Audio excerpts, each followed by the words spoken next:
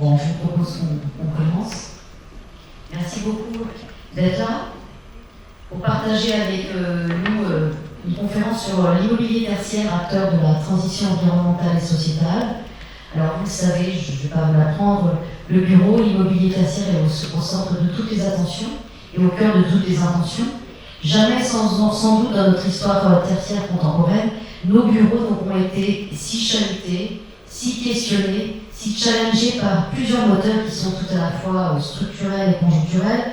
On peut citer les attentes des collaborateurs, les besoins des entreprises, les impératifs climatiques, mais nos bureaux sont aussi de formidables leviers, de réels acteurs de la nécessaire transition environnementale et sociétale. Alors face à cette situation contrastée mais passionnante, nous nous sommes fixés, avec cette conférence et avec nos intervenants de choc, 4 grandes ambitions. La première, c'est de comprendre les mutations en cours, comprendre les nouvelles tendances et les nouvelles attentes qui sont liées à l'immobilier tertiaire. La deuxième des ambitions, c'est de partager les retours d'expérience, partager des solutions, des innovations aussi, et puis une certaine vision prospective de l'immobilier de bureau. La troisième ambition, c'est d'identifier les axes d'amélioration et les freins à lever. Et puis la quatrième et la dernière, et non des moindres, c'est de construire une approche collective de l'immobilier tertiaire durable.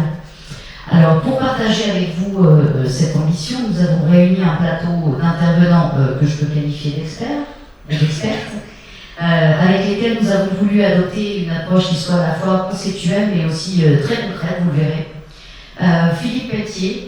Philippe, vous êtes président du directoire d'Habitat et Humanisme, vous êtes président du Conseil de développement de la métropole du Grand Paris et président du plan bâtiment durable. Vous serez ce soir notre grand témoin et vous serez chargé de nous dire où en est l'immobilier tertiaire dans cette vaste transition environnementale et sociétale. Vous laisserez ensuite la parole à Fabrice Pauline et Virginie Alonzi, qui sont respectivement responsables marketing stratégique et directrices prospectives chez Louis Construction, et puis qui sont, on peut le dire, à l'origine de cette jolie initiative de la conférence.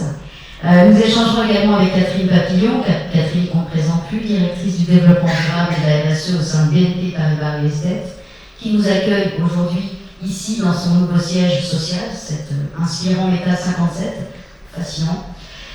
Enfin, pas d'immobilier sans usage et pas d'immobilier sans exploitation. Philippe Morel, vous êtes notamment le président fondateur de Dynamic Workplace. Vous nous expliquerez quelle est votre lecture de ce nouveau bureau en tant que cabinet de conseil et d'assistant en maîtrise d'usage. C'est comme ça que vous vous définissez, vous nous direz ce que revêt cette définition, cette sémantique.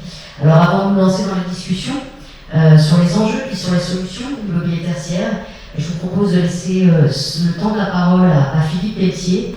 Philippe, si vous voulez bien venir nous rejoindre au pupitre qui vous attend pour nous dire où en est l'immobilier tertiaire dans sa longue quête environnementale et sociétale. Merci beaucoup, merci Sandra.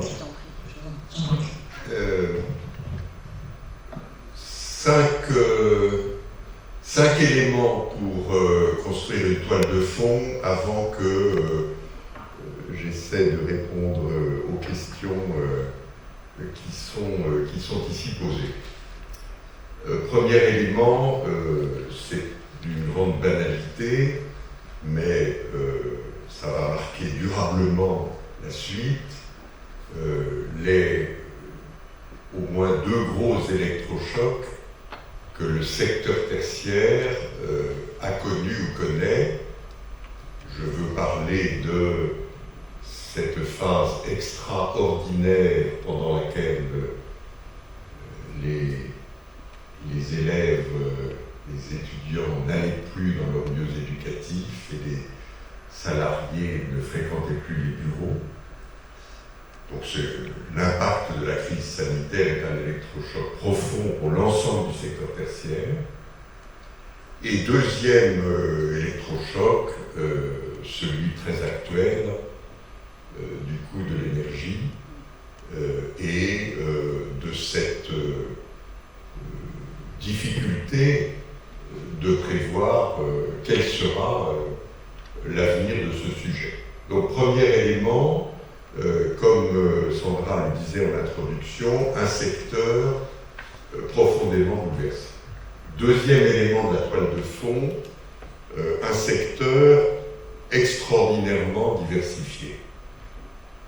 Il faut absolument que, même si l'essentiel des propos qui vont être tenus ici vont concerner les bureaux, il faut impérativement que vous ayez en tête l'extraordinaire diversité de ce qu'est le secteur tertiaire dans son versant public comme dans son versant privé. Et qu'on mesure bien que cette diversité crée des disparités de situations qui sont, à mon sens, bien plus importantes que celles qu'on observe dans le secteur résidentiel. Dans le secteur résidentiel, on vit dans une maison, on vit dans un appartement, mais les formes de bâtiments ne sont pas infinies. Le secteur tertiaire est d'une diversité incroyable. Qu'y a-t-il de commun entre un grand centre commercial et une boutique de pieds d'immeuble, entre les 59 650 écoles du pays et les quelques universités, entre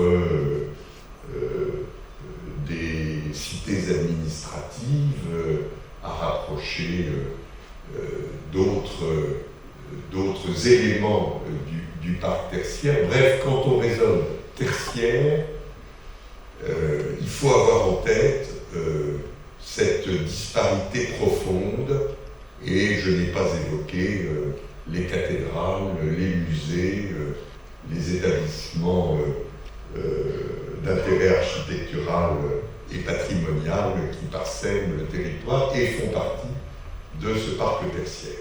Donc ayez bien en tête cela, parce que c'est une des complexités des règles qu'il faut inventer dans ce secteur.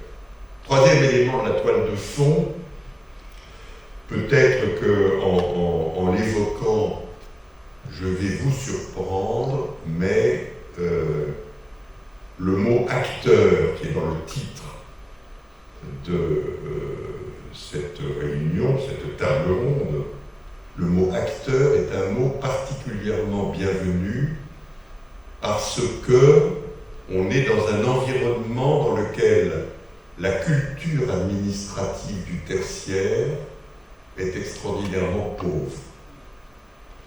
Il y a des compétences dans les administrations centrales, sur les territoires, pour traiter des logements. Il n'y a pratiquement pas d'expérience et de culture dans les mêmes enceintes pour parler du tertiaire. Et c'est ce qui explique les difficultés qu'il y a lorsqu'il s'agit d'essayer d'organiser des mouvements à l'intérieur de ce parc. Regardez la réglementation environnementale qui n'est pas encore complètement achevée dans son déploiement tertiaire. Regardez les 10 ans qu'il a fallu pour que l'obligation de rénovation énergétique des parcs tertiaires privés et publics voit le jour. Ce n'est pas de la mauvaise volonté, c'est le fait que les équipes ont été formatées pour raisonner logement, penser renouvellement urbain, c'est-à-dire reprise des quartiers de politique de la ville, essentiellement résidentiels, et pas sur les champs qui vous occupent et qui nous occupent ce soir.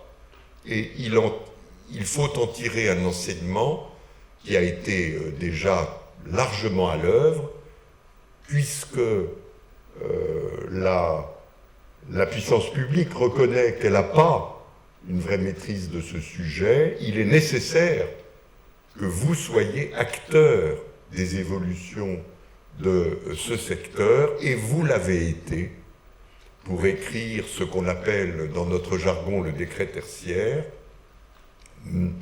Et je ne sais pas s'il y a dans cette salle certains d'entre vous qui faisaient partie de la cohorte des 100 à 120 personnes qui ont participé à l'écriture du décret tertiaire, mais j'ai vécu pour ma part une aventure qui était assez rare.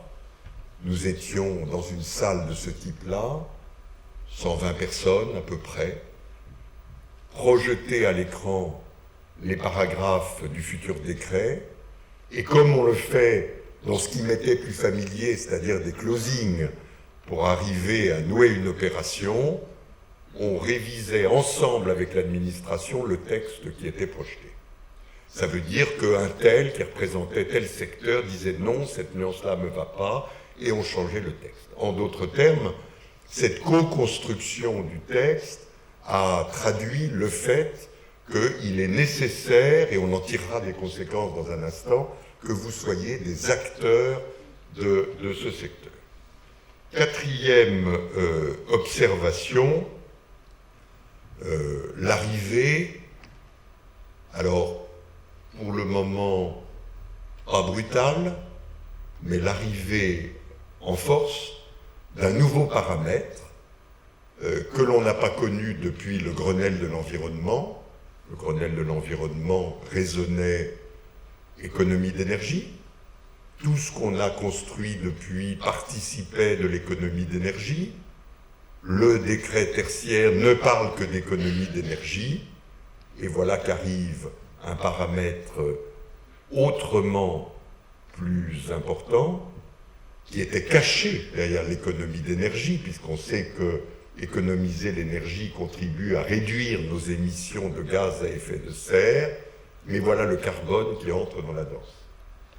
Et ce sujet-là, traité partiellement pour le moment, on va le voir dans un instant, ce sujet-là va évidemment impacter vos pratiques et l'évolution du parc, à mon avis, avec une vitesse assez soutenue, qu'il vous faudra maîtriser, organiser comme acteur que vous serez des évolutions. Et puis, dernier élément de la toile de fond, je crois qu'on va vers un affadissement de nos distinctions d'hier qui guidaient vos actions, et je veux parler des distinctions sacro-saintes entre construction et rénovation, ou entre bâtiments résidentiels et bâtiments tertiaires. Pas besoin que je vous en dise davantage, vous voyez bien le chemin que l'on prend. Aujourd'hui, les opérations de construction, elles se font en territoire dense, et il est rare qu'elles puissent se faire sans qu'il y ait une opération de réhabilitation de l'existant qui soit menée de concert. Donc ces sujets-là sont en train de se rapprocher, et les réglementations d'hier, un droit de la construction et pas grand-chose pour guider la rénovation, sont des sujets qui vont se rapprocher. Puis même sujet sur les usages. Les destinations sacro-saintes, ici, fondées sur une tradition qu'on a heureusement balayée, qui est celle de la Charte d'Athènes, vers 1935-36, de très grands esprits pour l'époque disent qu'il va falloir que les logements soient ici, que les commerces soient là, que les lieux d'exercice professionnel soient en un troisième endroit, et que la culture soit avec les commerces. Et on a, au lendemain de la Deuxième Guerre mondiale, reconstruit et construit la France sur cette idée-là. Eh bien, ce n'est plus du tout l'attente qui est la nôtre. L'attente qui est la nôtre, c'est celle du quart d'heure qui nous permet d'aller de notre habitation à nos lieux d'exercice professionnel, à nos lieux de culture, de sport ou de commerce. Bref, une ville mélangée où les usages se confondent, et donc les bâtiments vont à la fois accueillir des usages différents, ou au moins être capables d'être réversibles pour accueillir demain un usage qui n'est pas celui d'aujourd'hui. Et là aussi, les règles vont se rapprocher, et je crois qu'on va vite dans ce champ-là. Voilà donc une sorte de tableau impressionniste de la toile de fond dans lequel vos réflexions doivent s'organiser, et je n'ai pas besoin de les rappeler. Alors, je ne sais pas combien de temps il me reste. Vous avez encore quelques minutes, mais vous parlerez à la fin, vous inquiétez pas. Quelques minutes pour poser le cadre des deux sujets dont vous allez débattre, parce que je pense que vous allez passer de l'un à l'autre au fur et à mesure des interventions. Premier sujet, puisqu'on est encore dans nos catégories d'hier, c'est le 9. Et le 9, il faut retenir qu'on a aujourd'hui un socle à peu près stable, qui est les 4 sujets qu'on traite dans la réglementation environnementale, qui a marqué la fin des réglementations uniquement thermiques, le sujet de l'énergie, où en somme, on a repris les solutions de la RT 2012 telles qu'elles étaient pratiquées, c'est-à-dire RT 2012 moins 20%, et on a posé ça dans la réglementation environnementale. Le carbone, avec cette mesure du poids carbone du bâtiment au cours de son cycle de vie, dans ses phases de construction, d'exploitation et de déconstruction, nouveau mot qu'il va falloir apprendre, qui veut dire une idée de démontage assez loin de la démolition d'hier, et tout ça avec une analyse en cycle de vie dynamique un peu compliqué à faire. Troisièmement, un sujet jusqu'à présent mal ou pas traité, le confort d'été, qu'il est dans la réglementation. Et enfin, une amorce trop timide à mon goût de traitement du sujet de la qualité de l'air, en disant simplement qu'il y aura un contrôle au moment de l'achèvement des systèmes de ventilation. Ça, c'est la réglementation. Alors sachez que nous sommes en train, et c'est une mission que j'ai reçue du gouvernement, nous sommes en train de préfigurer ce qu'on va appeler un cadre commun de référence, et je fais ça avec les grandes organisations qui fabriquent des labels, HQE, Effinergie, le collectif Territoire et Bâtiments Durables, pour élaborer un cadre qui va faire apparaître des items qui ne sont pas dans la réglementation environnementale, l'eau, l'air, l'économie circulaire, la biodiversité, etc. On en a 7, ils sont consultables, et vous êtes beaucoup à avoir donné votre avis déjà à leurs propos. Allez sur le site du plan bâtiment durable, mettez-vous dans le bain, la filière professionnelle va être profondément consultée sur ce socle, qui ensuite permettra à HQE, Effinergie et à d'autres de fabriquer, s'ils l'estiment utile, des labels ou d'ajuster leurs propres labels. C'est un chemin non contraignant voulu par les pouvoirs publics et qu'on est en train de mener. Du côté de la rénovation, là, un socle qui est ce décret tertiaire, qu'on appelle plus joliment le dispositif éco-énergie tertiaire. J'ai dit comment il avait été écrit, je dis qu'il vous projette à 2050. On est donc dans du temps long, même si il y a un parcours ponctué d'échéances qui nous conduisent à terme à aboutir à moins 60% d'énergie consommée dans le bâtiment par rapport à une situation 2010. Je ne vais pas vous décrire le parcours, ça n'a pas d'intérêt, tout le monde peut y accéder, mais je vais juste vous dire 3 choses. La première, en vous nommant acteur du sujet, il est indispensable qu'on assure collectivement le pilotage de l'expérience du décret tertiaire. En d'autres termes, on va inventer les lieux pour faire en sorte que votre communauté puisse dire ce qui va se produire dans la pratique et qu'on ajuste le tir si nécessaire. Deuxième élément, il n'y a pas besoin d'être sorcier pour penser qu'un décret qui est construit aujourd'hui, à l'horizon 2050, évoluera dans le temps.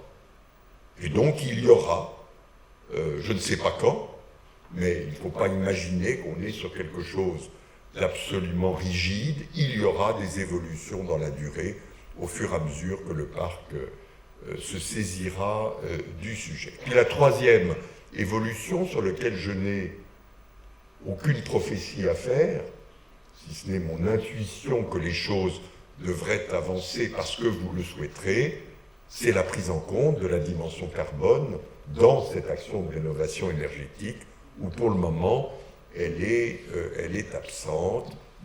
Pour être exact, elle est présente dans un sujet. Si la rénovation énergétique des bâtiments doit conduire à modifier le chauffage et le chaud et le froid du bâtiment, il faut veiller à ce que la solution nouvelle n'ait pas un poids carbone supérieur à la solution ancienne. C'est la seule référence au carbone qu'il y a dans le décret. Je pense que les choses évolueront. Et puis le mot de la fin, c'est de dire qu'à côté de ce sujet qui concerne les grands de surface, plus de 1000 m², il y a tout un secteur qui pour le moment n'est pas dans l'écran radar, ce qu'on appelle le petit tertiaire, mais qui fait beaucoup de mètres carrés. Et ce petit tertiaire, il faudra trouver le moment, un jour, de l'embarquer dans un mouvement vertueux. Ça ne veut pas dire forcément créer de l'obligation, mais ça veut dire faire en sorte que ce parc-là se transforme aussi.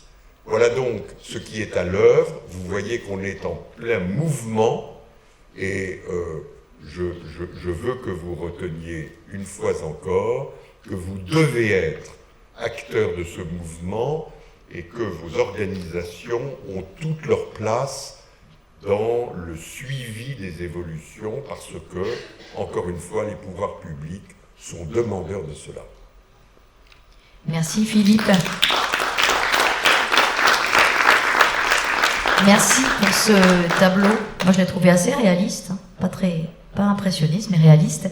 Alors je vais rebondir sur ce que vous disiez sur notre chaîne de l'immobilier. Autour de cette table, vous êtes concepteur, développeur, vous êtes constructeur, vous êtes promoteur, vous êtes aussi conseil, exploitant, assistant, maîtrise d'usage. Vous avez des métiers totalement différents, complémentaires. Mais est-ce que vous partagez le même constat sur les enjeux de l'immobilier tertiaire ? Sur la construction responsable, Virginie Alonzi, quels sont les enjeux qui ont été identifiés par Bouygues Construction pour accélérer cette mutation de l'immobilier tertiaire vers un immobilier plus responsable? Et puis, comment vous projetez-vous dans cette nouvelle dimension? Merci Sandra. Bonsoir à toutes et à tous. Effectivement, comme le rappelait Philippe Pelletier, aujourd'hui nous vivons dans un contexte de crise multiple, la crise environnementale évidemment, mais aussi la crise sanitaire qui a impacté nos métiers, le sujet de la crise géopolitique aujourd'hui avec la guerre en Ukraine, la crise économique et même la crise sociale. Donc c'est un contexte assez compliqué, donc une période d'incertitude où l'immobilier tertiaire doit s'adapter à toutes ces mutations et donc doit pouvoir répondre à ces nouveaux défis. Donc je vais faire un focus sur 4 enjeux principaux. Le premier évidemment qui est l'enjeu écologique avec le changement climatique. On sait que les aléas climatiques se sont multipliés par 50 en un siècle et on sait que finalement ils vont être de plus en plus fréquents et s'intensifier selon le dernier rapport du GIEC. Donc le secteur de la construction et de l'immobilier donc émet énormément de gaz à effet de serre et donc on a un rôle majeur à jouer sur ce sujet de la décarbonation pour pouvoir atteindre justement cette neutralité carbone en 2050.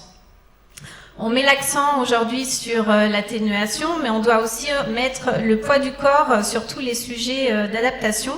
Et pour ça, on parle notamment de résilience, comment concevoir un immobilier résilient pour répondre à un futur incertain. En complément de cet enjeu autour du changement climatique, on a aussi le sujet de la raréfaction des ressources naturelles qui viennent impacter aussi nos métiers, que ce soit par exemple par rapport au sujet des ressources, que ce soit l'eau ou le sable. Et puis un autre élément très important qui est la préservation du vivant, de la biodiversité qui est essentielle à notre survie et puis qui a aussi un lien très très fort avec le climat puisque elle permet de réguler justement les climats. On l'a vu notamment cet été avec le sujet des canicules où finalement la végétation peut nous permettre de gagner quelques degrés pour effacer ces îlots de chaleur urbains. On a encore un autre paramètre qui vient se rajouter avec la loi climat et résilience, qui est cet objectif de zéro artificialisation nette. Donc ça vient encore ajouter de la complexité dans ces projets immobiliers ou d'aménagement des territoires.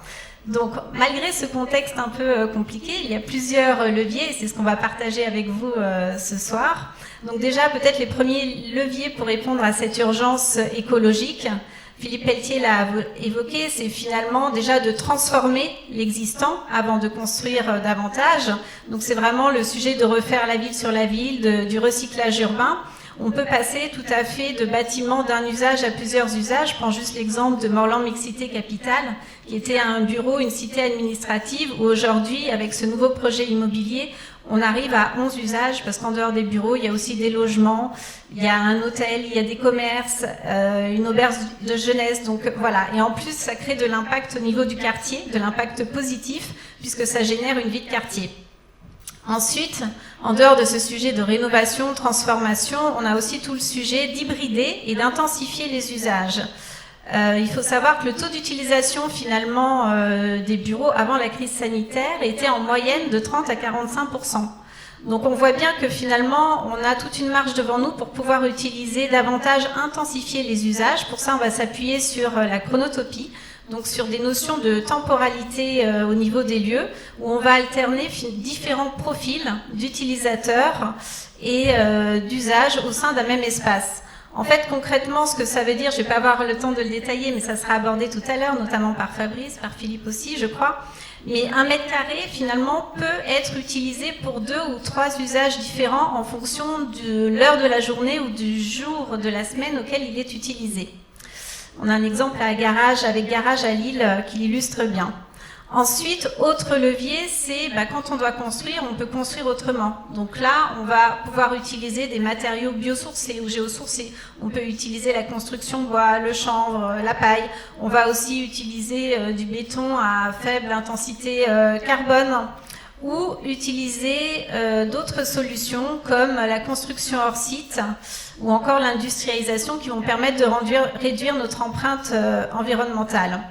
Et quand on se projette sur une vision un peu plus long terme, l'idée c'est justement de pouvoir anticiper en amont la conception des bâtiments et de mettre l'accent sur des sujets de réversibilité, avoir des bâtiments qui soient réversibles. On a un exemple à Lyon avec Work1 qui aujourd'hui est un immeuble de bureaux neuf qui a été livré et qui sera transformé dans quelques années en immeuble de logement, puisque l'autoroute qui passe à côté sera déclassée en boulevard urbain, donc une meilleure qualité de vie. On peut aussi le faire sur l'ancien.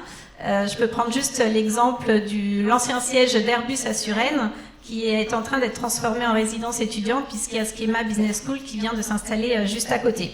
Donc voilà, et on parlait des sujets de démontabilité, donc on peut aussi imaginer des bâtiments banques de matériaux qui puissent être démontables. Donc ça, ce sont un petit peu tous ces leviers au niveau écologique.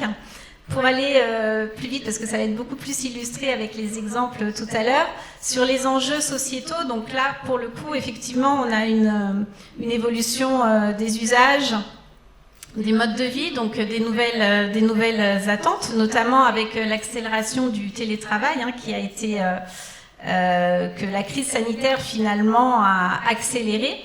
Et donc, on doit repenser nos modèles et nos pratiques de travail qui ont un impact sur l'immobilier tertiaire. Donc, on voit bien que les attentes sociétales, on va être beaucoup plus en quête de sens dans son travail, qu'on souhaite avoir un meilleur équilibre vie privée, vie professionnelle. En fait, on ne souhaite pas donner moins de poids à son travail, mais c'est surtout moins d'importance dans sa vie personnelle. Donc, on va être en recherche de flexibilité, d'un modèle de travail hybride avec le télétravail, et finalement je crois qu'on ne peut plus penser le bâtiment tertiaire seul par rapport au sujet du travail. Aujourd'hui, je pense qu'il faut qu'on ait vraiment cette collaboration, en tout cas qu'on puisse, cette synergie entre le bureau, le logement, où on peut télétravailler, mais aussi les tiers-lieux, parce que le télétravail, c'est le travail à distance, c'est pas uniquement dans le logement. Donc c'est vraiment comment on peut amener de la flexibilité et un modèle hybride autour du travail, entre, par exemple, un bureau, le logement et des tiers-lieux de proximité. On a l'expérience collaborateur qui devient aussi vraiment essentielle et qui est au centre des réflexions aujourd'hui dans l'immobilier tertiaire. Et puis donc cette valeur d'usage qui a aussi été vraiment encore plus mise en exergue par la crise sanitaire, qui est finalement de mettre beaucoup plus l'emphase sur les espaces collaboratifs, sur le lien social, la créativité, la convivialité, mais également penser des espaces, penser entre guillemets figital, c'est-à-dire de pouvoir justement lier le présentiel et le distanciel.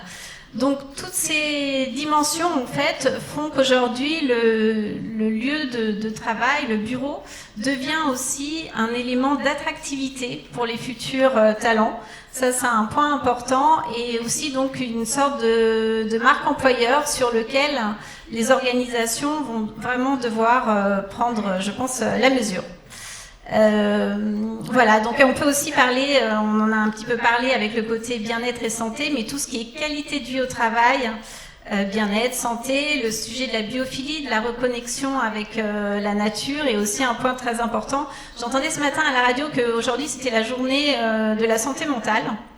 Et c'est l'APEC qui a mené une étude et qui disait que finalement, ils avaient mis en exergue qu'un cadre sur 4 estime que sa santé mentale s'est dégradée au cours de ces 2 dernières années. Donc ça aussi, c'est un point important sur lequel travaillent les réflexions sur ces sujets de santé mentale.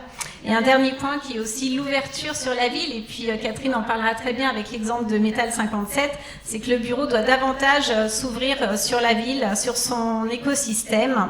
Et puis surtout, dernier élément, c'est la co-construction avec toutes les parties prenantes sur ces projets de co-construction autour de l'immobilier de demain. J'ai presque fini, ça c'était pour l'enjeu sociétal. Maintenant j'ai l'enjeu économique et territorial, mais je vais aller très vite parce que ça va être développé par mes collègues.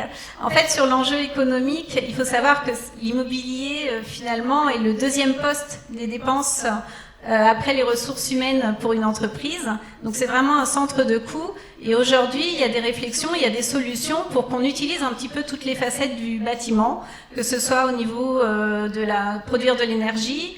On peut utiliser les toits, on peut mutualiser les parkings, on peut ouvrir justement sur la ville et aussi mutualiser les auditoriums, les cafétérias. Donc en tout cas, c'est vraiment un nouveau modèle de penser le bâtiment hybride à une économie positive, ou en tout cas avec un impact positif.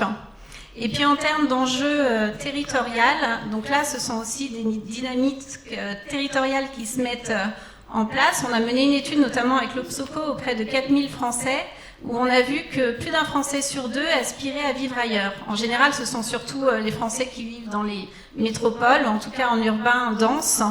Et on voit bien qu'avec notamment ce facteur du télétravail, aujourd'hui, les équilibres territoriaux se redessinent. Donc ça aussi, c'est quelque chose à prendre en compte dans une réflexion de stratégie immobilière et des entreprises, en fait. On peut avoir une satellisation des espaces de travail qui pourrait amener justement un rééquilibrage territorial au niveau régional, voire national. Merci. Voilà pour tous ces enjeux. Merci. Merci pour avoir décliné ces enjeux climatiques, sociétaux, économiques et territoriaux. Alors, Catherine Papillon, vous avez été partie prenante dans la restructuration de ce nouveau siège social de BNP Paribas Real Estate, qui préfigure peut-être, vous allez nous le dire, tout ou partie de l'immobilier de demain.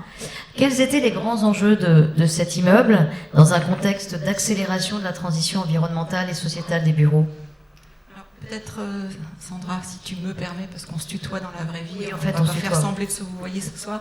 Je voudrais juste vous dire quelques mots sur Métal 57, qui est en effet notre nouvel immeuble de bureau qui abrite nos différents métiers de promotion, de property management, d'advisory et d'investment management. Il a été développé par nos équipes promotion et nous y avons emménagé en tant que locataire le 21 mars dernier. C'était à l'origine, vous le voyez sur cette slide, un ancien atelier de fonderie de Renault, l'atelier numéro 57M, qui avait été conçu par Claude Vasconnier en 1980 Et nous avons fait le choix en fait de ne pas le détruire, ce dont parlaient tout à l'heure Philippe et Virginie, sur l'histoire de ne pas détruire forcément. On s'est dit qu'on allait garder une partie du bâtiment et lui adjoindre un bâtiment de bureaux neufs de 8 étages que vous voyez sur la droite et que vous aurez l'occasion de traverser tout à l'heure après la conférence. C'est un bâtiment qui totalise 37 000 m², qui est habilité à recevoir du public et qui est multilocataire. Il y a 5 autres locataires qui sont arrivés ou qui sont en train d'arriver dans l'immeuble.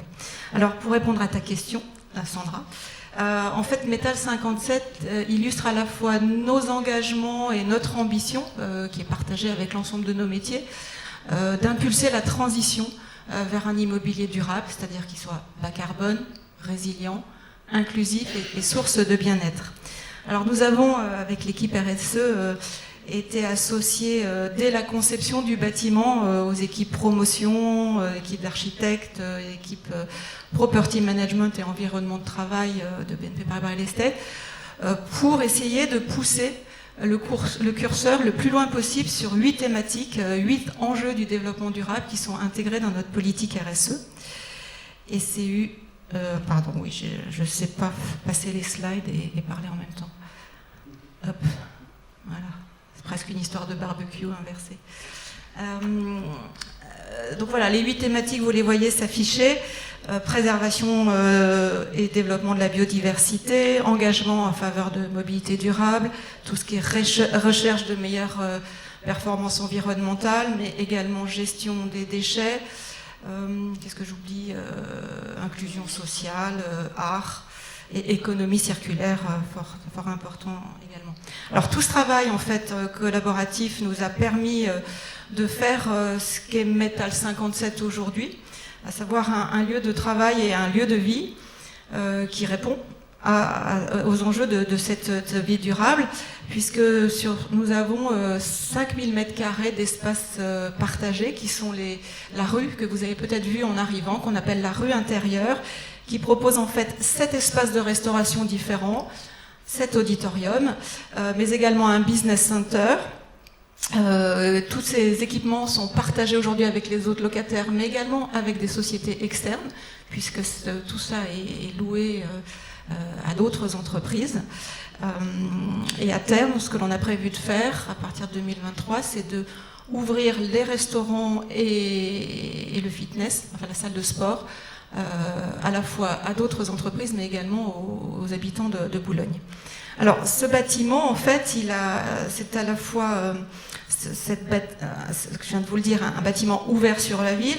C'est aussi un lieu qu'on appelle un peu un démonstrateur ou un laboratoire sur lesquels on teste différentes solutions techniques ou d'usage autour de thématiques telles que la mobilité durable, l'économie circulaire, la qualité de l'intérieur dont parlait Philippe tout à l'heure,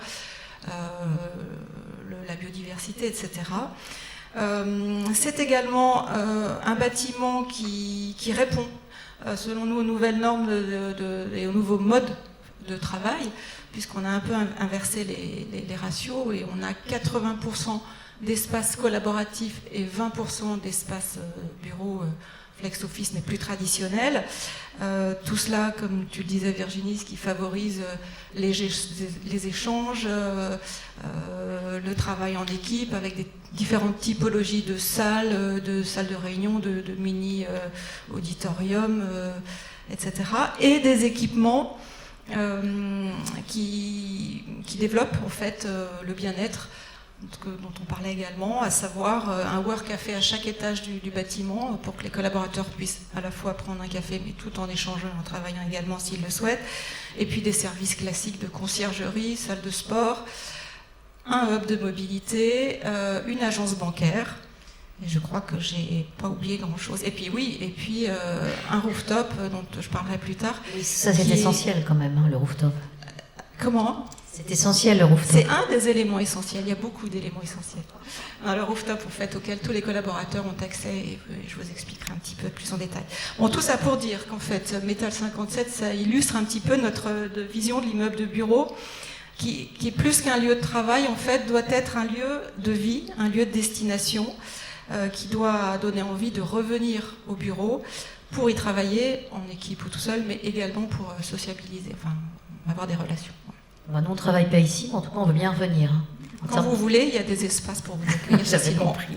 En termes d'usage, effectivement, ça a l'air d'être démultiplié. Alors, ça tombe bien, l'immobilier tertiaire, on l'a dit à plusieurs reprises déjà, ce ne sont pas seulement des immeubles, ce sont aussi des usages. Philippe Morel, vous avez depuis plusieurs années déjà cédé à cette tentation, celle de l'usage. Votre cabinet de conseil Dynamic Workplace a développé, je crois, un référentiel qui permet d'envisager les usages et les performances d'exploitation d'un bâtiment et qui propose tout simplement de passer du mètre carré utile au mètre carré d'usage. Alors clairement, pour vous, l'immobilier tertiaire, on est au milieu du gué, on ne peut plus faire marche arrière. Qu'est-ce qui se joue réellement aujourd'hui ? Bonsoir à tous, merci en tout cas pour cette invitation. Et l'enjeu principal, nous on est une petite entreprise, on accompagne des utilisateurs d'une part et des investisseurs et des travailleurs d'autre part dans l'optimisation de ce qu'on appelle la valeur d'usage. Et la valeur d'usage, elle est liée, de notre point de vue, encore une fois c'est une conviction très forte, notre ADN est celle d'un exploitant d'ailleurs, la valeur d'usage est liée à la fois à la qualité d'usage intrinsèque qui est fournie par l'ensemble des prestations, le bâtiment et l'ensemble des prestations de services qui y sont associées, mais également à l'intensité d'usage, dont parlait d'ailleurs tout à l'heure Philippe Pelletier. En synthèse, on n'arrivera pas à réaliser les objectifs du décret tertiaire si on ne prend pas, on ne tient pas compte des utilisateurs, si on n'intègre pas les utilisateurs dans l'usage réel qu'ils font du bâtiment, de leurs espaces tertiaires, de leurs espaces de travail. Dit autrement, il est plus facile de chauffer à 21 degrés un bâtiment tertiaire plein qu'à 19 un bâtiment tertiaire vide. Voilà. Ça, tout le monde le sait, tout le monde le comprend, tout le monde l'a déjà expérimenté, et puis accessoirement c'est plus agréable, c'est plus sympathique. Donc une fois qu'on a dit ça, eh bien nous-mêmes acteurs donc autour de cette valeur d'usage, en accompagnement, on a dû développer donc un référentiel qui est à la fois une méthodologie de travail et puis un outil de scoring et de ranking d'ailleurs pour nos différents clients autour de 5 thèmes, 200 critères qui donc sont scindés de cette façon-là. D'une part, le bâtiment, intrinsèquement le bâtiment, quelle est la promesse en termes de qualité d'usage qu'il fournit. On a la chance d'avoir de très grands acteurs de la construction en France, acteurs mondiaux.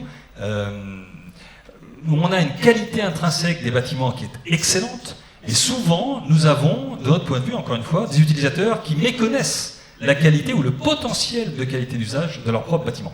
J'en veux pour preuve notamment les capacitaires. Le capacitaire, sécuritaire ou réglementaire, qui est souvent sous-estimé par l'utilisateur. Et là, on est bien dans un levier d'optimisation de la consommation des mètres carrés par collaborateur, par exemple. En termes d'espace, on parle de plus en plus de sécabilité des espaces. C'est-à-dire, finalement, comment les espaces peuvent réussir aisément en limitant les coûts, eh bien, à permettre des usages d'aujourd'hui, qui sont d'ailleurs extrêmement différents des usages d'hier, c'est le premier point. Mais alors, par rapport à des usages de demain qu'on ne connaît pas, comment est-on en mesure de s'assurer que le bâtiment, finalement, va le plus aisément possible adresser ces usages qu'on ne connaît pas?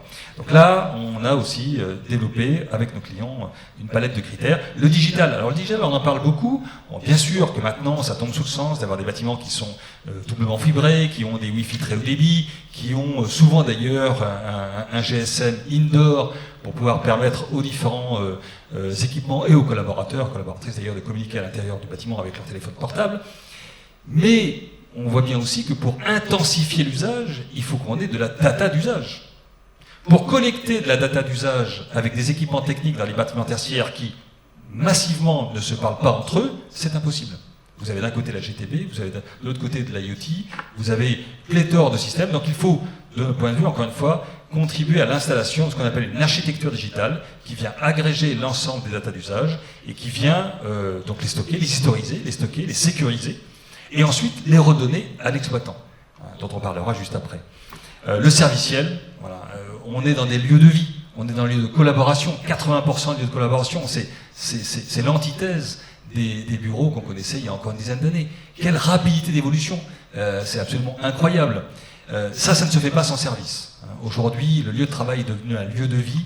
Si ce lieu de vie n'apporte pas une contribution à la fois professionnelle et j'allais dire festive, eh bien les collaborateurs viennent moins.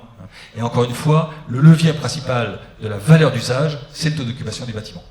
Le taux d'occupation du bâtiment, s'il est aujourd'hui en forte décroissance, il faut tout faire pour soit réduire la taille du bâtiment, c'est l'un des leviers, ou des espaces, soit optimiser le taux d'occupation. Et ça se fait par l'exploitation. L'exploitation ou l'exploitant qui, historiquement, a quand même été, on va dire, largement mis de côté, à la fois des réflexions en phase de conception des bâtiments tertiaires et à la fois des réflexions en phase d'exploitation de ces mêmes bâtiments tertiaires. Donc cette capacité d'exploitation aujourd'hui de l'exploitant à apporter un réel service qui n'est plus une obligation uniquement de moyens, mais qui est une obligation de résultats auprès des clients résidents, eh bien c'est devenu une obligation, c'est devenu une nécessité si on veut encore une fois optimiser le taux d'occupation réel des bâtiments. Pour cela, on va développer le Métal 57 de ce point de vue-là d'ailleurs est assez emblématique.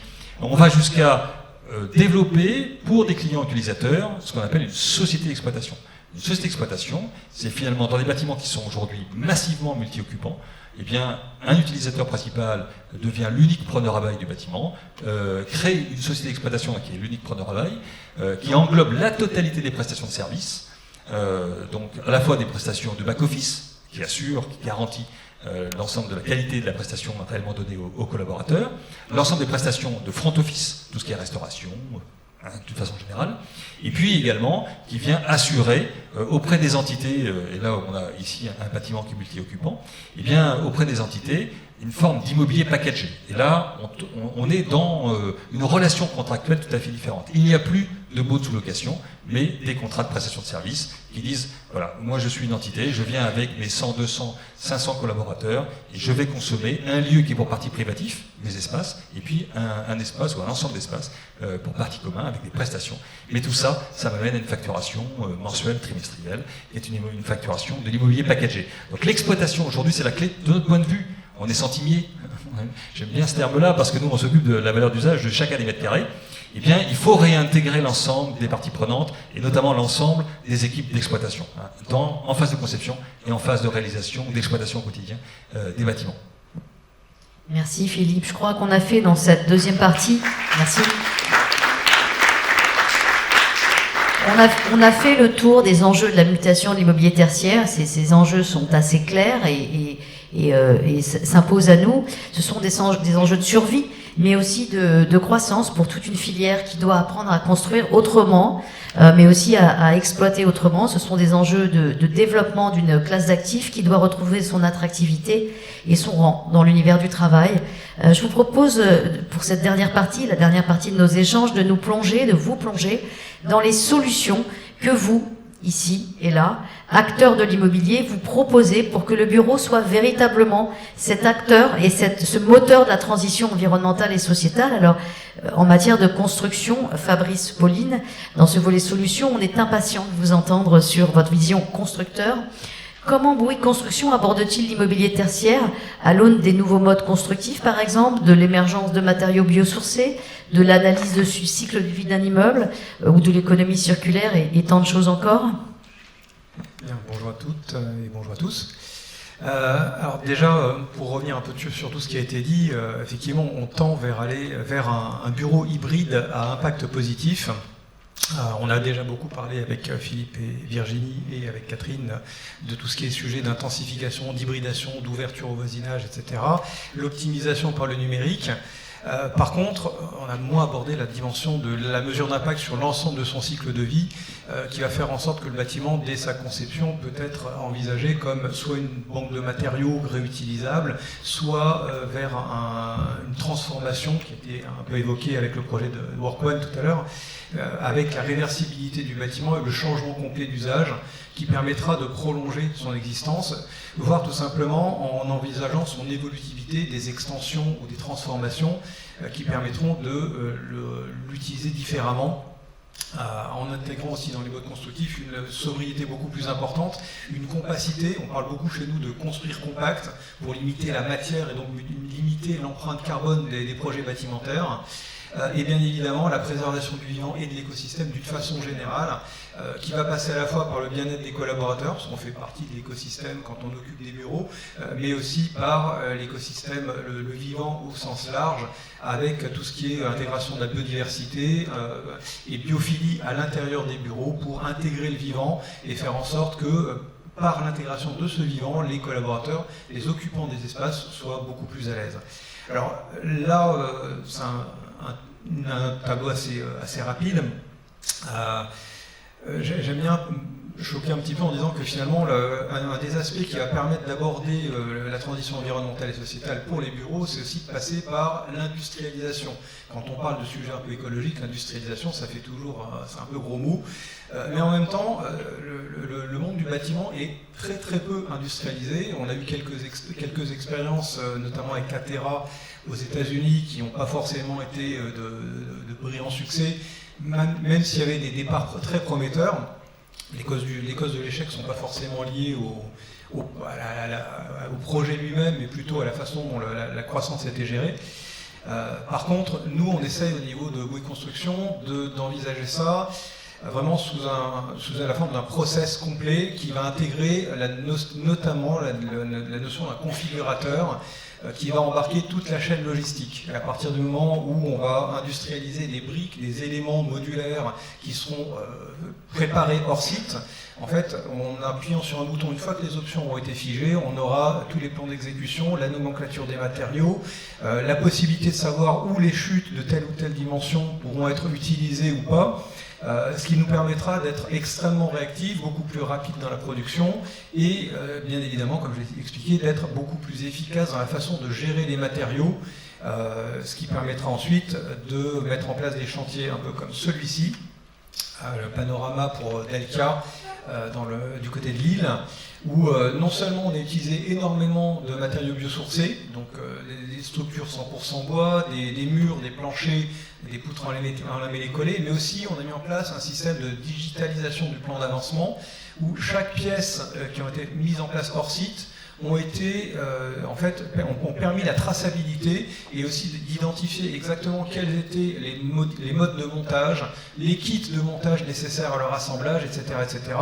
Et bien évidemment, comme toutes les pièces étaient suivies dans leur assemblage, on savait exactement où on en était au niveau du chantier, via un cockpit qui donnait une traçabilité complète de l'avancement. Alors donc ça, c'est un des exemples, il y en a d'autres. On a, au travers de notre R&D, une initiative qui s'appelle Circular Design Experience. En fait, c'est une initiative qui permet de focaliser sur toutes les solutions de matériaux issus de l'économie circulaire qu'on est capable de réutiliser sur nos chantiers. On a utilisé identifié plus d'une centaine de solutions différentes. Donc là, vous en avez quelques-unes, les blocs de béton de champ préfabriqués, des isolants textiles sur du recyclage, du béton de bois, des dalles de faux planchers et des dalles de moquette issues du recyclage. Tout ça sont des partenaires qui ont été identifiés par nos équipes R&D, mais qui ont été aussi embarqués dans une démarche d'achat, de négociation, pour pouvoir être mobilisés sur des projets de la façon la plus efficace possible. Ensuite, on a une autre initiative qui a été mise en place au niveau du groupe Bouygues SA pour l'ensemble des projets du groupe Bouygues, qui a été développé par l'entité de consulting qui s'appelle Elan, qui est en fait le facilitateur climat. En fait, ce facilitateur climat, c'est un guichet unique pour l'ensemble des projets du groupe Bouygues pour faire de la mesure, de l'évitement, de la réduction et de la compensation carbone sur l'ensemble des projets. Chose intéressante et très importante, c'est qu'en fait, il n'y aura pas de compensation s'il n'y a pas eu en amont des mesures d'évitement et de réduction. Donc on est vraiment dans une démarche éthique. Le but, c'est absolument pas de faire du greenwashing pour le compte de certaines entités du groupe ou des parties prenantes. On essaye d'être en phase avec les objectifs de réduction de notre empreinte carbone de 30% à 2030. Donc du coup, on est vraiment volontaire. Ça, c'est des choses qui ont été déjà expérimentées. On a plusieurs références qui ont été accompagnées de cette manière-là. Et bien évidemment, les solutions de compensation ont été négociées en amont en volume pour optimiser le coût de l'empreinte de la tonne carbone économisée. Et le modèle économique fait que les prestataires qui vont faire cet accompagnement sont rémunérés sur la tonne carbone économisée. Donc le modèle économique est plutôt vertueux pour tout le monde et on espère que ce projet se déploiera de plus en plus au sein de Bouygues Construction. Ensuite, on a beaucoup de sujets liés à l'énergie, notamment avec Bouygues Énergie Services, maintenant devenu Equans depuis quelques jours. Par exemple, les toitures, on peut s'en servir comme de rooftop, et c'est assez génial quand on découvre certaines réalisations. On peut aussi s'en servir pour louer les espaces, pour intensifier l'usage de ces espaces à des acteurs du photovoltaïque qui vont payer un loyer pour produire du photovoltaïque en toiture. Au sein du groupe Bouygues, on a aussi développé des accords en investissant avec un acteur du stockage hydrogène, qui s'appelle Povidian, qui permet de collecter l'énergie fatale qui est récupérée par tout ce qui est éolienne et photovoltaïque pour pouvoir s'en servir à d'autres moments quand il n'y a plus de production d'énergie. L'hydrogène reste une bonne solution et qui permet d'éviter d'utiliser trop de lithium, surtout quand on voit les difficultés d'approvisionnement. Un autre axe aussi qu'on essaie de creuser, c'est la géothermie. Alors la géothermie, il existe déjà beaucoup de réseaux de chaleur qui sont accessibles. Il existe aussi des solutions de géothermie sur sonde qui permettent, avec un simple container enfoui de 18 mètres carrés environ, d'alimenter un bâtiment tertiaire de 6000 mètres carrés, avec des économies d'énergie qui vont de l'ordre de 50%, et sur l'eau chaude, sur le chaud, le froid, et l'eau chaude sanitaire, et des réductions de l'empreinte carbone vraiment très importantes. Donc ça, c'est des solutions qu'on est en train de creuser, qu'on développe sur certains projets avec des partenaires. Bien évidemment, ces solutions ne sont pas forcément développées en propre, mais en tout cas, c'est des choses qu'on met en place. Tiens, on a un petit signal d'alarme, il est 20h. Et donc, il se passe quoi? Tout s'arrête à 20h, c'est ça? Ça veut dire que je n'ai plus accès au beeper. Tu as vu comme ça? Oui, tout à fait. Clic, il faut cliquer sur le petit bouton en fait. Voilà, merci. Tac. Alors, ok. Donc, pour finir, quelques exemples. Donc 6 degrés à Gentilly, où là on a utilisé du béton bas carbone pour les infrastructures et les fondations, des planchers et poteaux bois pour les infrastructures, de la peinture à base d'algues. Initialement, on pensait utiliser des peintures issues du recyclage, c'était pas évident parce que la capacité de récupération de production était un peu limitée. Et bien évidemment, beaucoup de sujets liés à l'économie circulaire sur les CEA et des bétons préfabriqués teintés dans la masse pour éviter d'avoir à rajouter des couches de peinture par la suite. Autre sujet qui nous ramènera vers les usages. Donc le campus NJ à la Garenne-Colombes. Là, on intègre énormément le vivant avec un parc paysager qui est vraiment immense, beaucoup de terrasses végétalisées, les matériaux biosourcés avec des structures bois, encore une fois beaucoup d'énergie renouvelable pour alimenter intégralement le bâtiment, et comme sur Métal 57, en fait, une ouverture à la ville avec un rez-de-chaussée et un chœur qui sont ouverts aux collaborateurs et ouverts aux externes, qui peuvent être des associations, des partenaires, des voisinages tout simplement, qui peuvent accéder à ces espaces pour amener du bien-être dans la ville. Donc on est vraiment, comme on le disait tout à l'heure, sur des bureaux hybrides à impact positif sur le vivant, sur l'environnement, sur le voisinage. Et voilà, c'est des choses qu'on essaie vraiment de développer. On espère que c'est des choses qu'on pourra développer avec vous. Voilà. Merci Fabrice. Fascinant ces solutions, on peut l'applaudir. Catherine, parmi la palette de solutions qui a été à ta disposition, à votre disposition chez BNP Paribas Real Estate, quelles ont été, selon toi, les plus percutantes ou celles que tu as voulu mettre en avant dans Métal 57? Et tu l'as un peu abordé tout à l'heure. En quoi cet immeuble pourrait-il faire école, faire démonstrateur dans la production tertiaire future de BNP, notamment en matière de confort des occupants? Alors, il y a plein d'exemples que j'aimerais vous présenter, mais on n'a pas le temps. Tu as précisé qu'il était 20h, donc je me hâte. J'ai abordé tout à l'heure très rapidement l'histoire de la rue ouverte avec la mutualisation des équipements. En fait, cet auditorium, la grande rue, le rooftop et un business center. Ça, c'est un des deux exemples sur cette thématique-là que je voulais vous citer, puisque toute cette mutualisation est opérée par un prestataire externe qui s'appelle Maison A, vous voyez affiché. Voilà. Ça va s'étendre, je vous l'ai dit tout à l'heure, en 2023 au restaurant. On pourrait imaginer demain que peut-être vous irez à un spectacle à la scène musicale et que vous viendrez dîner avant ou après dans la rue. Et puis également à la salle de sport. Il y a un deuxième exemple qui illustre la mutualisation des usages. C'est le hub de mobilité qu'on a installé au premier sous-sol. Alors notre objectif, c'était de réduire l'empreinte environnementale de nos mobilités. Donc c'est une des actions pour le faire, c'est pas la seule bien sûr, mais aussi satisfaire les attentes de nos collaborateurs en matière de mobilité. Et donc on a installé au premier sous-sol de l'immeuble, accessible par un banc de charge de la rue, un hub de mobilité qui propose 4 véhicules électriques, hybrides et thermiques, et 18 vélos et 8 trottinettes assistance électrique, qui sont opérés par une application qui permet aux collaborateurs de voir quel est le meilleur trajet pour aller à son rendez-vous dans la journée et de choisir la solution la plus rapide ou la plus économe, la plus vertueuse, on va dire, plus vertueuse ou de bien-être, et de débloquer la voiture ou le cadenas du vélo ou de la trottinette. Donc ça, c'est un pilote que l'on a monté avec Arval. C'est un pilote parce qu'aujourd'hui on teste auprès de 300 collaborateurs ce hub.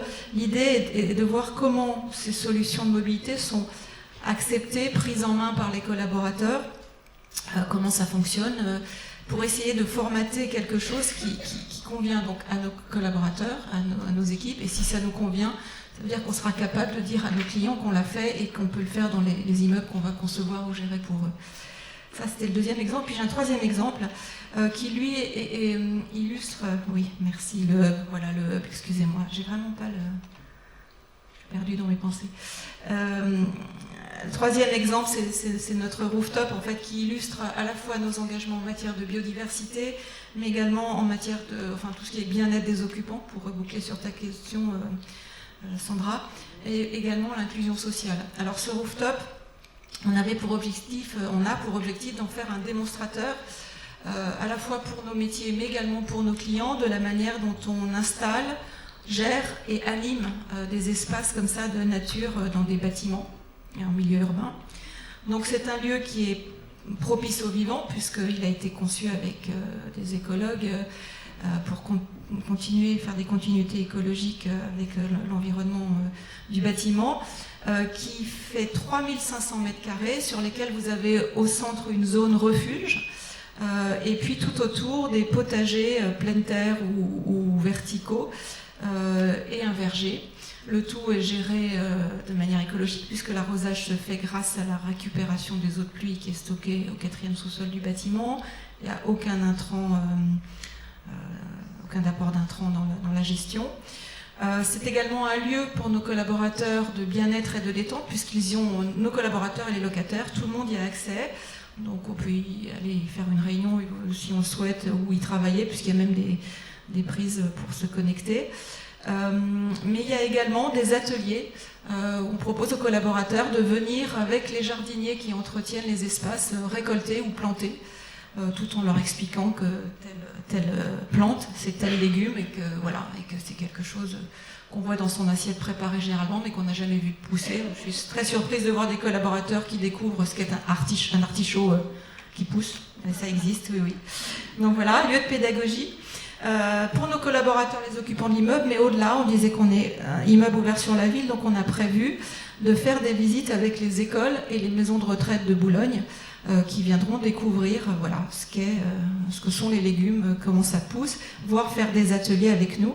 Et puis on en fait aussi un terrain d'expérimentation, puisque l'idée c'est on travaille avec l'INRAE pour voir quel est l'impact de cet équipement, de ce que l'on y propose aux occupants, voire aux riverains, l'impact que ça a sur leur bien-être et sur leur santé.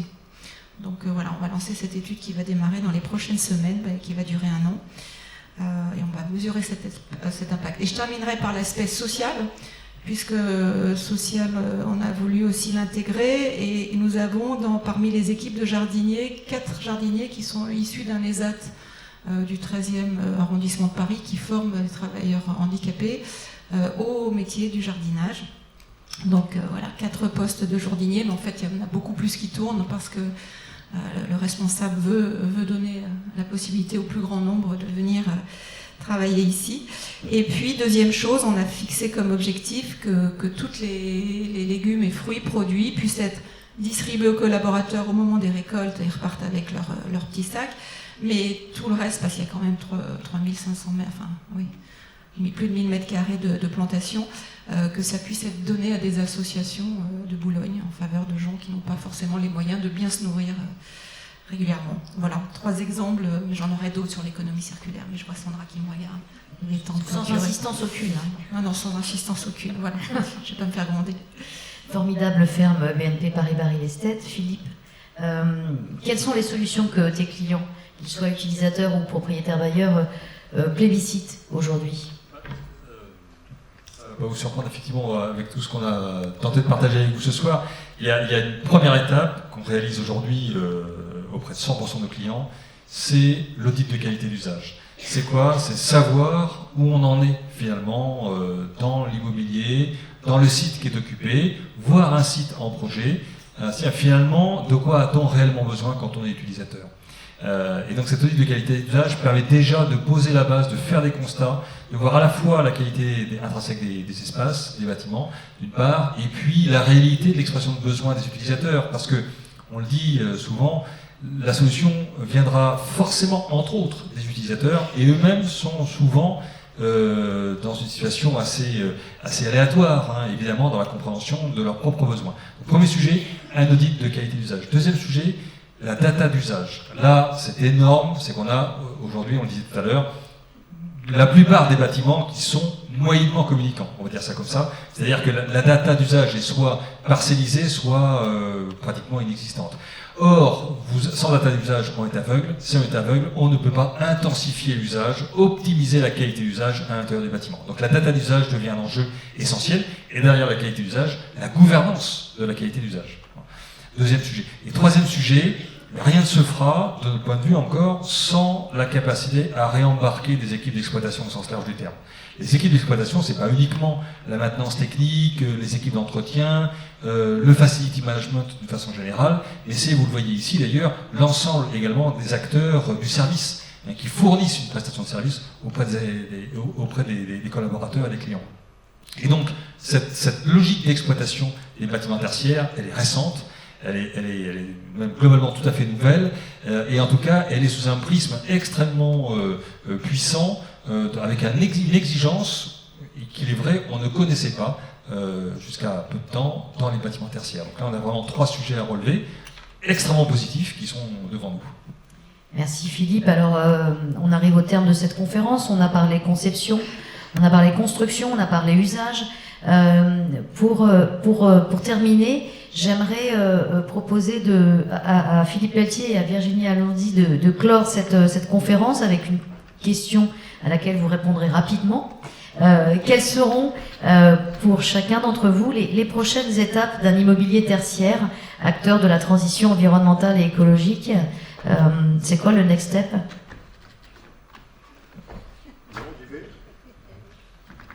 Alors, je vous dis ce que j'ai compris. Oui, c'est-à-dire que j'ai pris quelques notes et je vais essayer en quelques phrases, mais Sandra me laissera les terminer. Je vais essayer en quelques phrases de vous dire les 2 points qui me paraissent être saillants dans tout ce qu'on a entendu.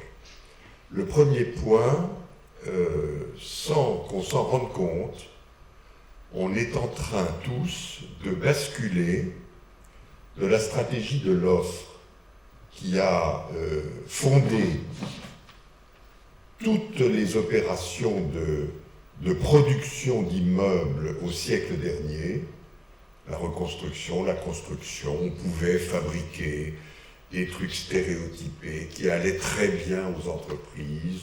Elles faisaient des petits cloisonnements un peu différents, mais tout allait très bien. Et même chose pour les logements.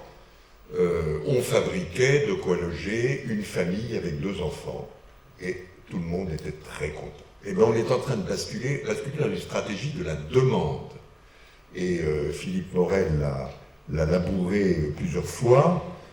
Pas de salut si on ne part pas de la connaissance des besoins, de la connaissance des attentes, de ce qui conduit à s'adapter à ces besoins avec la complexité que ces besoins sont évidemment évolutifs.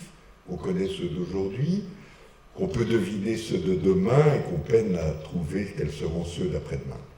Et ça, c'est le grand défi. On est entré dans une stratégie de la demande. Donc il faut qu'on accepte d'être à l'écoute, d'être attentif, d'associer les occupants des futurs locaux aux stratégies de production des biens. Enfin, il y a là tout un parcours nouveau auquel il faut qu'on s'adapte. Donc ça, c'est le premier point, et qui revient à cette idée simple. Aujourd'hui, il n'y a plus de bâtiments tertiaires adéquats si on ne prend pas soin de ceux qui vont les occuper. Et prendre soin, ça rejoint aussi les questions sanitaires et de bien-être qui ont été évoquées parfois. Ça, c'est la première idée qui me paraît vraiment résumer les interventions qu'on a entendues. La deuxième et dernière idée, c'est qu'on est en train de modeler un bâtiment tertiaire de demain qui va s'organiser autour de 3 perspectives auxquelles je vais ajouter un espoir. Les 3 perspectives, c'est, pas besoin de vous les raconter longuement, c'est ce fait que l'immeuble tertiaire, il doit être évolutif, multi-usage, réversible, etc. Tout ça, on le sait, on l'a identifié, reste à le mettre en œuvre et à faire en sorte que la viscosité réglementaire qui empêche ce déploiement soit vite levée. Mais je vous ai dit que vous aviez les atouts pour cela, parce que les administrations n'attendent en somme que votre signal pour les guider. Le deuxième élément qui a été évoqué, mais qui est plus compliqué à maîtriser, c'est que le bâtiment tertiaire, il va participer, peut-être avec les tiers-lieux, que Virginie a évoqué à la fin de son intervention, il va participer de l'aménagement du territoire. Et c'est un sujet tout à fait important. Moi, je mets de l'espoir dans le fait que les métropoles pourraient peut-être se décontracter un peu si les villes moyennes retrouvaient leur attrait, et on a des voies pour cela. Regardez, si vous ne le connaissez pas, les programmes qui sont à l'œuvre, Petite Ville de demain, Action Cœur de Ville, et vous verrez comment on peut redonner du sens et de la vitalité sur le plan tertiaire comme sur le plan de l'habitation à des villes qui avaient perdu un peu cela.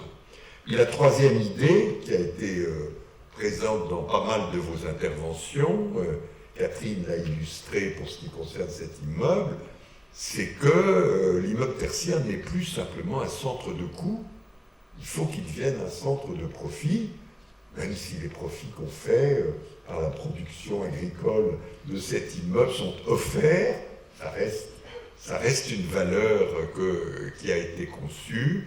Et là, il y a plein de sujets à voir, la production ensemble, la production mutualisée, les échanges d'espace, enfin tous ces sujets que vous connaissez bien. Alors, il reste mon espoir. Et mon espoir, quand j'entends bruit de construction, je dis c'est gagné. Mais quand je regarde quelle est l'offre de services dans le pays, 550 000 entreprises, et 550 000 entreprises du bâtiment qui n'emploient que, écoutez bien, 650 000 salariés. Ça veut dire qu'on a majoritairement des entreprises unipersonnelles. Et ces entreprises, elles assurent aujourd'hui 80% du chiffre d'affaires du secteur. Ça veut dire que cette mue de l'industrie immobilière, que Bouygues Construction illustre magnifiquement, cette mue, elle n'a de sens que si on embarque toute la filière aval. C'est-à-dire si on trouve la voie pour transformer, pas seulement les quelques grandes entreprises qui ont su toutes seules se transformer, mais pour transformer l'ensemble de l'industrie immobilière pour qu'elle accroisse de la productivité, de la capacité à favoriser des groupements d'entreprises, de la prise en compte de tous ces sujets qu'on a évoqués. Alors j'ai l'espoir qu'on y arrivera. J'ai l'espoir que l'industrie immobilière, c'est le mot que j'emploie pour partir des industriels jusqu'à ceux qui gèrent les actifs en passant par toutes les opérations d'assurance, de banque, de mesure, de vente, de location, etc. Toute cette immense filière, j'ai l'espoir qu'on arrivera à la transformer, qu'elle fera sa mue, comme l'industrie automobile a su la faire, et qu'elle arrivera à donner du sens à l'action de ces entrepreneurs, à donner envie à des jeunes de se précipiter vers ces filières professionnelles. Bref, vous voyez ce parcours, j'ai dit que c'était un espoir, et j'espère que vous le partagez. Merci beaucoup, Philippe.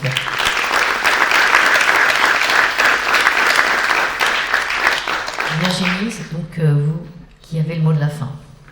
J'ai le mot de la fin, je ne vais pas vous refaire une synthèse des échanges, mais peut-être justement pour faire écho à ce que disait tout à l'heure Philippe Pelletier sur la mise en mouvement, je pense qu'aujourd'hui en tout cas on peut voir que la filière, pas que les gros acteurs effectivement, se met en mouvement sur ces sujets-là, que finalement quand on entendait il y a encore quelques mois, ou peut-être il y a un an, le sujet du bureau est mort, non, le bureau n'est pas mort, il se repense. On va vers des nouveaux modèles et justement il se réinvente. Je pense qu'aujourd'hui on peut parler plutôt d'un bureau pluriel et donc il faut vraiment le penser, comme je disais tout à l'heure, avec une multiplicité de lieux. Et évidemment, il faut que toute la filière soit embarquée. C'est pour ça qu'aujourd'hui, il y a aussi énormément de partenariats, de coopération entre les acteurs privés, les acteurs publics, mais aussi la société civile, puisque de plus en plus de citoyens sont impliqués dans les projets, peut-être un peu moins tertiaires, plus des projets urbains. Mais en tout cas, il y a aussi ce sujet-là. Et donc, peut-être juste pour finir, pour dire que c'est une transformation globale, qui devient vraiment stratégique pour les entreprises. Et donc, comme je ne vais pas pouvoir résumer tout ça, je vous invite à découvrir et à lire. On vous a ramené quelques livrables sur Travailler demain, les pratiques, lieux et territoires, justement, qui est à votre disposition et qui fait suite, en fait, à plus d'une année d'échanges, d'ateliers, avec justement tous les acteurs autour de l'immobilier, que ce soit les promoteurs, les constructeurs, les exploitants, mais aussi des personnes du dialogue social, des RH, le droit, l'urbanisme, la sociologie. Donc vous allez trouver au sein de ce livrable, voilà, beaucoup, j'espère, en tout cas, d'initiatives inspirantes, de témoignages, de retours d'expérience que je vous laisserai découvrir. Voilà, merci beaucoup. Merci beaucoup.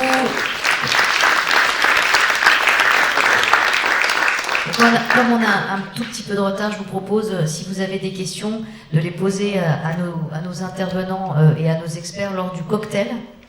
C'est où le cocktail, Catherine ? 7e étage. Pardon, 7e étage, on évite le rooftop parce qu'il fait frais quand même ce soir. Juste en dessous, au 7e étage. Mais vous pourrez monter, vous regardez si vous voulez. On va tester la convivialité. C'est pour les artistes.